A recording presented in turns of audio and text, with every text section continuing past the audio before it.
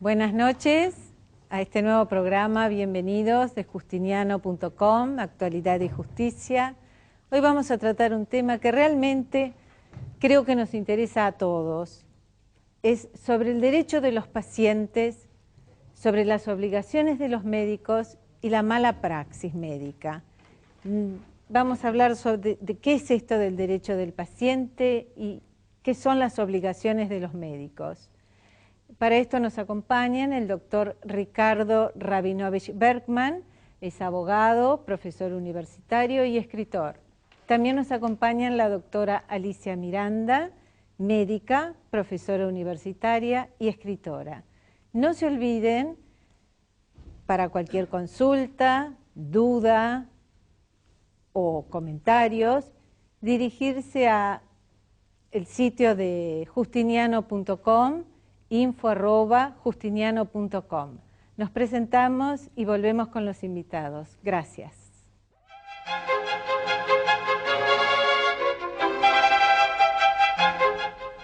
Acá estamos para tratar este tema que tanto nos interesa y nos preocupa a todos los habitantes, que es el derecho de los pacientes. Doctora, cuénteme, ¿cómo podría explicar qué es el derecho del paciente? Bueno, es una pregunta muy amplia y no tan sencilla quizás de explicar, porque hoy por hoy todo el mundo habla del derecho y de los derechos y en realidad poder encontrar el verdadero contenido en función de la relación clínica o médico-paciente es bastante complicado. El derecho del enfermo es el derecho de llegar, el derecho a acceder a una atención con respecto a alguna alteración en su estado de salud. Es el derecho de ser no solo atendido, comprendido, contenido y además de resolverle el problema de salud, también entender esto en un contexto o en una problemática que excede solamente a un diagnóstico o a un tratamiento. Por ejemplo, el derecho también estaría en la rehabilitación, en la reinserción, ¿Y los pacientes están conscientes, saben de estos derechos en general?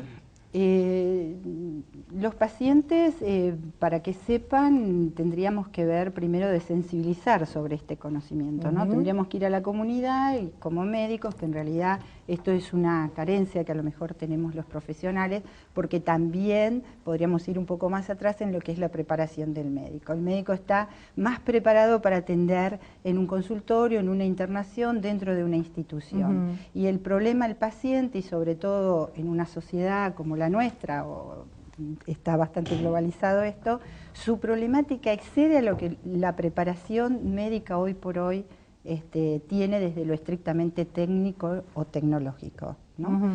En realidad, para que el paciente, nadie puede elegir lo que no conoce. Claro, por eso. Nadie puede elegir lo que no conoce. Lo más importante sería y esto no tiene que ver solamente con una alfabetizar a alguien o que vaya solo a la escuela, o tiene que ver con muchas cuestiones. Yo me refiero, por ejemplo, discúlpeme que le interrumpa, por ejemplo, un médico atiende a un paciente y no le informa que hay distintas alternativas, no solamente la que él le está ofreciendo, porque él o los que están tratando a este paciente son los que pueden hacer. ¿Esto cómo se considera? Por eso usted hoy en la presentación dijo, vamos a hablar también de mala praxis, y yo digo, sumémonos a la buena praxis. Dentro de la buena praxis, el médico debe informarle al paciente sobre su situación. Pero también hay algo importante. ¿Qué es informar? ¿Qué es decirle la verdad a un enfermo? No es simplemente darle un diagnóstico. No, claro. Porque el médico también vive dentro de una incertidumbre. El médico, la ciencia no es exacta. No. Hoy por hoy la comunidad también está esperando que el médico le dé un diagnóstico de certeza. Un diagnóstico, usted tiene tal cosa. Si un médico le dice al paciente, yo tengo dudas sobre esto, o quiero esta interconsulta, o quiero este otro estudio, probablemente a veces los pacientes sienten que este médico no sabe lo que tengo. Y en realidad puede ocurrir esto. O puede ocurrir lo contrario. O puede ocurrir lo contrario. Quiere cerciorarse muy bien. El médico no debe vivir en soledad, el médico debe trabajar en la multidisciplina, el médico debe trabajar en la interconsulta. La interconsulta no la hacen los pacientes, es decir, la hacen pero no deberían hacerla. Claro. La interconsulta es Debería del médico. ser entre médicos. Entre médicos, entre distintas áreas y entre distintas disciplinas. Con respecto a darle una información sobre algún avance al paciente, que hoy por hoy, como hoy hablábamos con el doctor, se complica por la apertura que hay con la informática, también no es lo mismo estar informado que saber qué hacer con esa información. Claro. ¿Se entiende? Claro. A lo mejor un paciente, puede ser que haya un avance técnico, tecnológico sobre esa enfermedad, pero a lo mejor ese paciente, por distintos motivos, no debe acceder todavía a esa técnica, o a ese estudio, o a ese tratamiento. Hay que salir también del concepto que lo último es lo mejor. Lo último debe ser comprobado, bien corroborado. Pero tiene que quedar bien claro que si hay alternativas posibles para ese paciente, el médico debe informarla. Ese es uno de los deberes de los médicos, ¿verdad, doctor Rabinovich? Bueno, yo en lo personal me inclino a tratar de mudar el paradigma de derechos de los pacientes, derechos de los médicos. El paciente es un ser humano, el médico es otro. Claro. La enfermedad o la necesidad de ir a ver a un médico, o el deseo de ir a ver a un médico, que puede no ser una necesidad tampoco, son situaciones en que un ser humano con sus proyectos se encuentra con otro ser humano con sus proyectos, y dos vidas y dos proyectos de vida se entrelazan. Entonces, no estoy muy de acuerdo en un enfoque de combate, como el que parecería derechos y obligaciones, sino que ambos tienen derechos y hablar obligaciones. De los derechos, nunca he estado de acuerdo tampoco con la imagen de que mis derechos terminan donde empiezan los derechos suyos. Por usted yo tengo derechos, por mí usted tiene derechos. Claro. O sea, los derechos surgen de nuestro vivir juntos, de nuestro vivir en comunidad, ¿no? Entonces, no me inclino tanto a ver la cuestión del médico y el paciente como una cuestión de derechos y deberes recíprocos. De rivalidad, sino más bien integrarlos. Hay un biólogo muy importante del siglo XX, uno de los más importantes genetistas, Albert Jacquard, un francés, que viró hacia la filosofía, como les pasa a muchos científicos en sus años, todavía vive, pero en sus años mayores, ¿no? Y escribió algunos libros muy buenos de filosofía, escritos a partir de un hombre que no tiene una formación en filosofía, sino en biología. Y él dice una frase muy linda, dice: yo soy el tejido que tejo con los otros, ¿no? Entonces, es cierto. El paciente es un ser humano, como otros seres humanos. Sí. Yo recomiendo mucho a mis alumnos la lectura de Hipócrates. Hipócrates, si es que existió, vivió aproximadamente en los años 500 antes de Cristo, 2500 años serían antes. Para el 400 antes de Cristo ya existían una serie de tratados que se le atribuían a Hipócrates. Y yo recomiendo a mis alumnos volver a la lectura de Hipócrates, porque Hipócrates tenía estas cosas bastante claras, o quien haya sido, ¿no?, que se recibió el nombre de Hipócrates después, en el sentido de que el paciente es un ser humano, el médico es un ser humano, y en consecuencia, en realidad no hay derecho del paciente. En realidad son los mismos derechos que todo ser humano tiene en una situación determinada, que es la situación de enfermedad o no, porque muchas veces la relación con el médico no se traba en virtud de una enfermedad, sino en virtud de un control preventivo, de una consulta, de un estudio prelaboral, por ejemplo, o la revisación médica para ir a la pileta en el club. O sea, no es necesario que exista la enfermedad para que entre en relación el proyecto de vida del paciente, de la persona en general, con el proyecto de vida del médico. Creo que como punto fundamental debe haber un respeto mutuo, y ese respeto del médico hacia el paciente debe verse en el trato que el médico le brinda al paciente, como muy bien dijo la doctora, en la contención, no solamente en el diagnóstico. Por ejemplo, cuando un paciente tiene que operarse o hacerse algún estudio más complicado que un examen de rutina y le piden firmar el consentimiento informado, eso asusta mucho al paciente. Entonces, creo que tiene que haber, no sé, una cierta... El consentimiento informado es una institución que se desarrolla fundamentalmente en Estados Unidos, sí, a partir de unas premisas culturales que son muy distintas de las nuestras. El consentimiento informado es una institución que se gesta en la cultura calvinista, puritana, de las colonias del noreste de lo que hoy en día es Estados Unidos, donde existen una serie de conceptos religiosos acerca de la verdad, acerca de decir todo y no ocultar nada, y acerca de que todas las relaciones sociales son contractuales. Incluso la del reverendo que atiende la parroquia tiene una relación contractual con la comunidad, a diferencia de lo que sucede con el cura católico, digamos. Todo esto genera una determinada forma de ver la relación médico-paciente que entra en crisis en Estados Unidos con la inmigración de personas que no comparten esta cosmovisión y con la aparición de grandes ciudades. Y por eso el primer caso donde se plantea este tema es muy paradigmático, porque es en la ciudad de Nueva York, en 1914, el mismo año de la Primera Guerra Mundial, en 1914, y la parte demandada es el Hospital Público de Nueva York y la parte actora es una inmigrante alemana.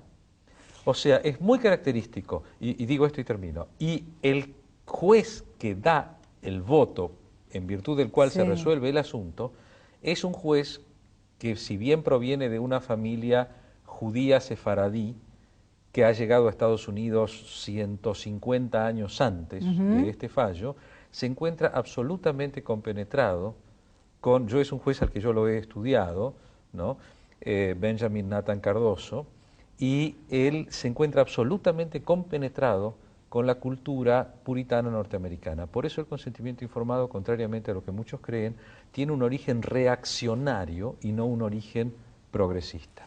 Ahora tenemos que ir a una pausa. Cuando volvemos nos cuenta, acá en Argentina, qué es esto, o la doctora. Nos vamos a ir a una pausa. Les recuerdo dirigir cualquier duda, cualquier pregunta, cualquier opinión a justiniano.com. Enseguida volvemos. Gracias.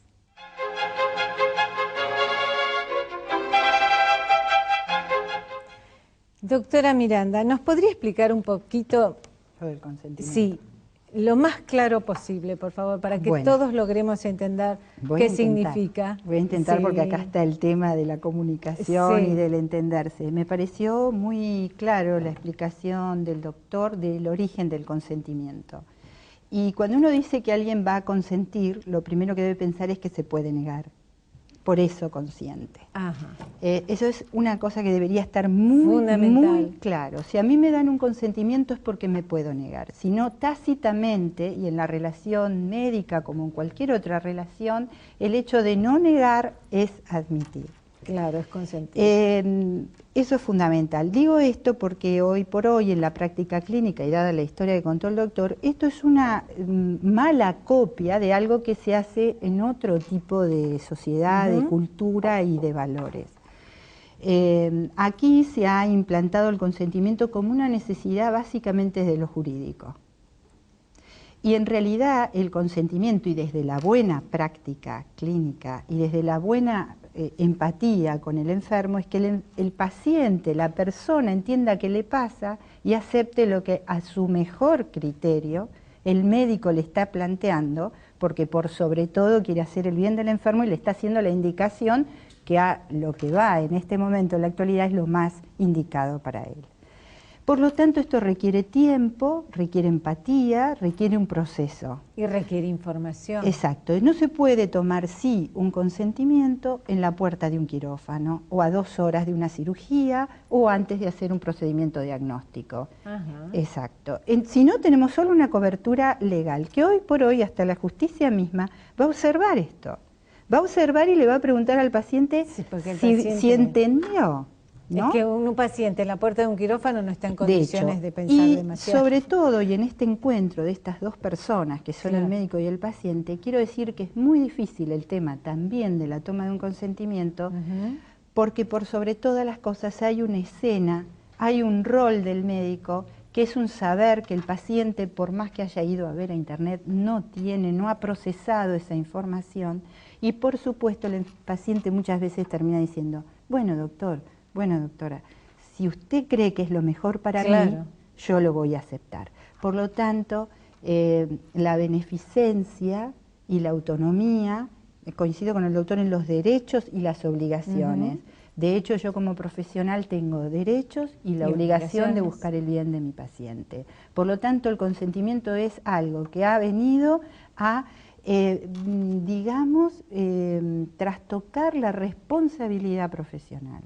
Yo soy responsable de hacer un acto de bien sobre el enfermo. ¿Y se entiende en esto que le explique a mi paciente digo, no, al paciente, qué es lo que le pasa y qué es lo mejor para él? Por lo tanto, el consentimiento escrito lo debemos relativizar y volver a poner sobre la mesa los valores y lo que debe estar presente en la atención clínica. Y fundamentalmente recordar que el paciente puede negarse. Absolutamente. Absolutamente, pero tengamos en cuenta que tanto para aceptar como para negar hay que conocer. Y si a mí me ha llevado un trayecto llegar a esta formación, yo estoy presionando desde algún lugar al otro a que pueda elegir algo, a lo mejor en media hora o en 2 horas, o lo converse con la familia, o lo llevo a una mayor incertidumbre. Por eso, si hay una relación médico-paciente establecida realmente desde los valores que la medicina debería sostener y sostiene, creo que esto sería mucho más sencillo. Sin y habría duda. Muchos menos problemas tratados como mala praxis. Sin duda. Hablando de esto, ¿qué es mala praxis, doctor Rabinovich? Bueno, mala praxis es una expresión... O mala práctica, perdón. Sí, no, está bien, se suele usar, se suele decir en latín también. Eso también nos viene de Estados Unidos. Ellos se hacen una sola palabra, dicen malpraxis, a veces todo junto. Solemos englobar con esta expresión de mala praxis a aquellos supuestos en los cuales se llega a los tribunales en virtud generalmente de un error profesional o de es muy raro, de una deliberada actuación no correcta por parte del profesional. Los casos de actuación deliberadamente mala son muy raros y lo normal es que nos manejemos en el ámbito de la negligencia, en el ámbito del error, en el ámbito del desconocimiento de terapias. Este es en general el campo en el cual nos encontramos cuando estos temas llegan a la instancia del litigio. Por ejemplo, con el gran avance tecnológico que ha habido, ¿no? El desarrollo de nuevos aparatos, incluso para un mejor diagnóstico o para la solución de una enfermedad, de algún problema. ¿Esto influyó en la actividad médica? ¿Ayudó a la actividad médica o no? E incluso en la mala praxis, ¿la aumentó, no la aumentó la demanda de mala praxis? Yo no sé si quiere contestar la doctora. Son temas muy variados. Alguien dijo que en los últimos 30 años pasó más que en los últimos 20 siglos. Es cierto. Con respecto al desarrollo de la tecnología. La tecnología en todos los campos es de un valor como herramienta para determinar parte del conocimiento. Pero el conocimiento en medicina es mucho más que la tecnología. Porque si yo no sé en qué momento aplicarla, si yo no tengo este talento, esta virtud de alguna manera, digamos, no estoy entrenado, puedo hacerlo indiscriminadamente. ¿Qué es lo que ocurre, digamos? Esto es lo que trae desde un aspecto ético lo que se llama también encarnizarse con el otro, Sí, digamos, sí. pasarlo absolutamente por una cantidad de procedimientos sin límites, porque bueno, yo todo el tiempo estoy tratando de saber qué tiene.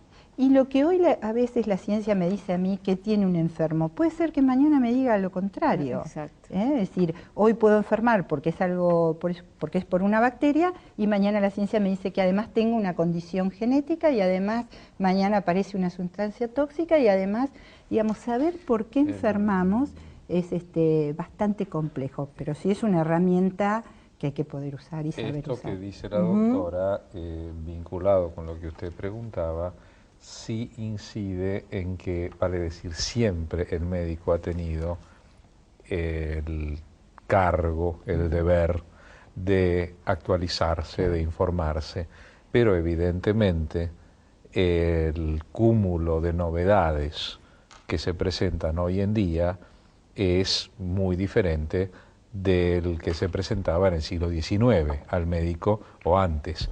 Entonces, este fenómeno que dice la doctora de avanzar más, o no sé si avanzar, pero cambiar sí, más en 20 años que en 20 siglos, genera incluso en el médico un estrés de información. Seguro. El médico está presionado para estar actualizado, porque esa no actualización suya no solamente incide desde el punto de vista de la responsabilidad. El médico, fundamentalmente, a través de los años que tengo trabajando, investigando en estos temas, estoy absolutamente convencido de que la enorme mayoría de los médicos están más preocupados por curar al paciente, que por temor a un juicio. Bueno, O sea, eso es fantástico. Estoy absolutamente convencido de que la mayor parte de los médicos en Argentina y en el resto del mundo, el interés prioritario que tienen cuando atienden a un paciente es curarlo, no que no les hagan una demanda. Exacto. Entonces, en este deseo de curar y dejando de lado la responsabilidad y dejando de lado la litigiosidad, que desgraciadamente no se puede dejar demasiado de lado porque el médico hoy en día la tiene como una sombra que lo acompaña a cada momento. Pero el médico hoy quiere, igual que todos los médicos siempre, curar a su paciente. Bueno, esto es fantástico, y lo que realmente rescato de toda esta conversación es que lo más importante es la relación médico-paciente, ¿verdad? Donde debe haber una absoluta empatía, una absoluta contención por parte del médico hacia la persona que está sufriendo, porque un paciente sufre. Hay una palabra clave, que es confianza. Confianza, exactamente. Confianza. La confianza del paciente hacia el médico. Y del médico hacia el paciente, exactamente, en esto de los litigios, ¿no? El médico debe actuar desprejuiciado de que la otra persona es querellante. Exactamente. Mire, si me perdona. Le pido disculpas, pero no tenemos más tiempo. Está muy interesante, muchas gracias. Se nos acabó totalmente el tiempo. Les agradezco muchísimo y los comprometo a otra visita, por favor. Bueno, volvemos otra vez más. Muchas gracias. Muchas gracias por acompañarnos. Nos vemos la semana próxima. Hasta luego.